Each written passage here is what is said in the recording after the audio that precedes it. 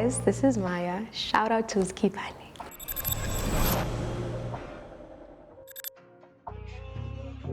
So I started singing when I was 4 years old, but my love for music began, I can say, when I was 7 years old, because that's when I started going to like church practice and stuff, and that's where I first saw Beyonce in Dreamgirls. I saw her and I was like, I'm doing that for the rest of my life. I feel like I realized I could sing. I realized everyone couldn't sing, actually. When I was 12 years old, when I got into high school, and everyone was like, come sing for us during breaks and stuff. I was like, oh, it's a thing. I feel like my journey in the musical industry started when I was 16, when I decided to go to Idols. That was a journey, that was a whole experience. But from there, I think from when I got to grade 12, that's when I decided that no, I'm doing this for the rest of my life. I told my mom, girlie, I want to move to Johannesburg. Are you gonna let me? She was like, no, at first. But I was like, I can, give me 1 year. 1 year to show you I can do this for the rest of my life. And she was like, that's when I started getting a lot of followers on TikTok and stuff. I remember after the whole conversation we had, I got 50K followers on TikTok. I was like, you see, they want me in Johannesburg, you don't want me to go. She was like, okay, it's okay. So I moved here in April. Funny enough, I met my current managers in the same month. And from there we met. From there, we've just been working ever since. Yeah.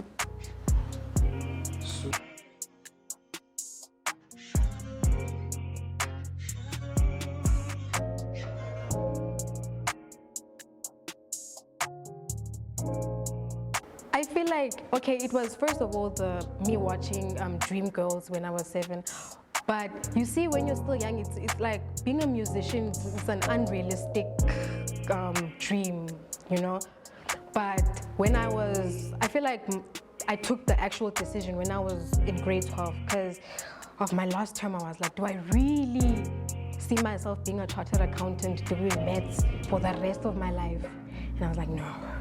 So yeah. You'd rather be counting? I'd rather be counting my chankuras, please. Earlier you mentioned the influence of social media in your current manager being able to spot you out. You know, just want to know, as in this right now, in this current landscape, music-wise, South Africa, beyond everything that's happening, I feel like all eyes have been on Africa, but specifically right now in South Africa. Could you just tell us how social media has influenced you personally in your personal journey? I feel like it has helped me a lot in my journey, because just imagine now you're singing in the comfort of your room, and then you get discovered. Like, I feel like TikTok in particular for me, it helped me a lot, because without it I wouldn't be where I am right now. So social media really does play a big factor in how our lives right now go. Yeah.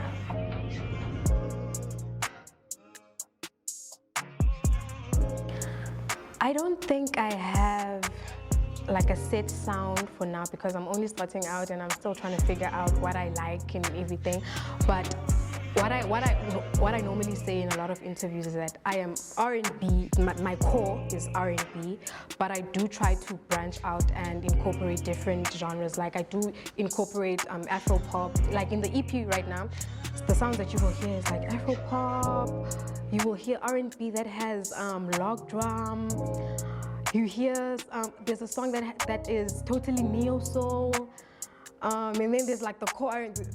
It's one of my favorite songs called Sneaky. It's like, it sounds like Pony by Genuine. You see those like real R&B sounds. So all I can say is it's core R&B, but mixed with a lot of genres. For now, that's all I can say.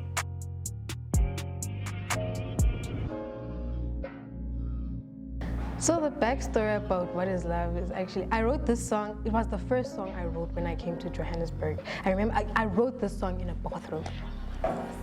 Dead ass. I wrote this song in a bathroom. I was going through, I remember in that time I was going through a lot. So I was writing a lot of sad songs and depressing stuff. So I just wanted to get out of that space. And I thought, why not write a love song, you know? But one thing about me, hey, I've never been in love. So I can't write about something that I am not completely familiar with. So I was like, okay, let me ask a couple of my girlfriends to tell me how it felt for them when they were even in love. They came with the answers. I was like, no, man, I've heard this a lot of times in a lot of songs. So then I started thinking, how does it feel for guys to be in love? Because I've never like genuinely heard how it feels for them to be in love. Asked a couple of my guy friends, a couple of my family members, and the answers that they came up with is what the song is actually, what the lyrics are. I start the song off by saying, I don't know what love is, but love is a two-way fold, telling and showing. Maybe that's all I seem to know. And then I go on to what they said.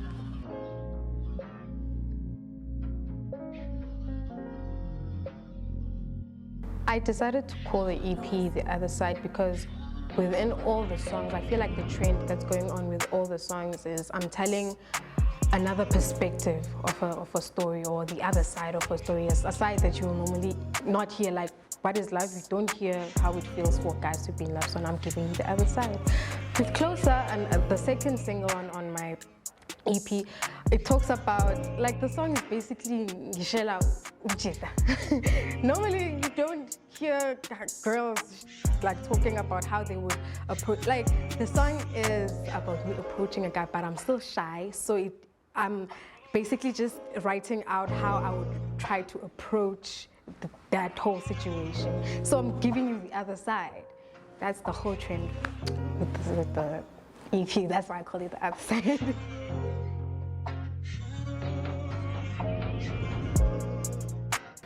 So Herc worked on two of the songs on the EP, Closer and The Other Side.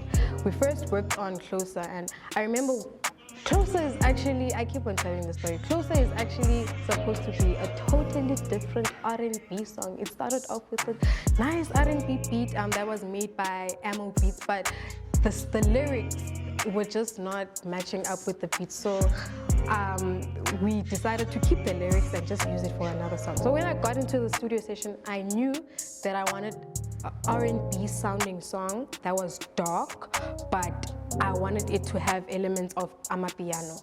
So I told Herc that, and he just started doing his stuff. Hey, I was just quiet in the back, like, okay, do your thing. I'm gonna write the rest of the lyrics. He started the beat, and then I remember I heard there's a guitar sample thing that goes like dun dun dun dun. I was like, ooh, I can write something. He finished the beat. I laid my vocals down, and my manager came and helped me with the harmonies and everything.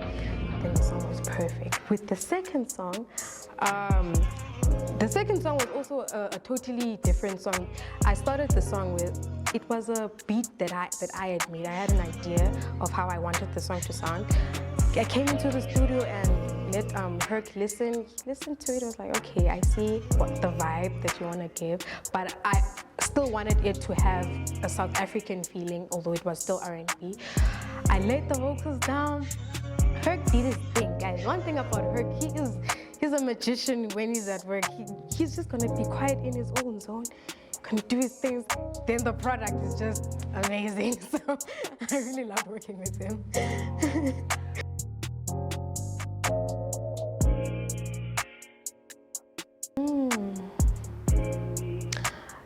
When I write my songs, I just try to, like, the trend I can see with all the songs is that they are written as diary entries.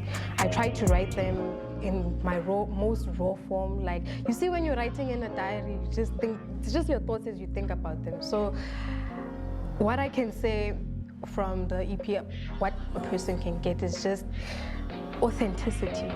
Yeah, just real emotion. Yeah, I just love when people show their true emotion and how they feel in their songs. So that's what you're gonna get.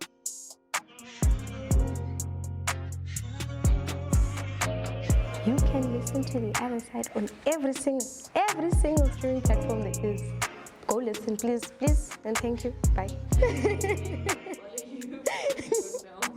You can follow me at @therealmaya_official on every single social media platform there is. Thank you, guys.